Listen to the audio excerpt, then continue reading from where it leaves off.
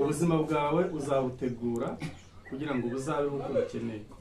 Ibi rero birashimishije kubona mwebwe mutangiye gutegura ubuzima bwanyu. Muracyari abana bato, murimo murategura ubuzima bwanyu. Ubuzima natwe twabunyuzemo, turahangayika, dushakisha hirya no hino, ariko gake gake tugenda tugera ku byo twari twarashyize mu ntego zacu.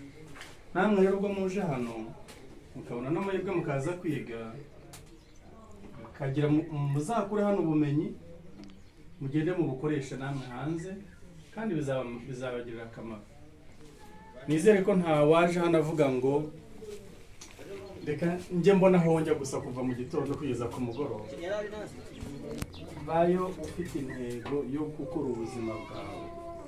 Uno ni umwuga uzakugeza kuri byinshi.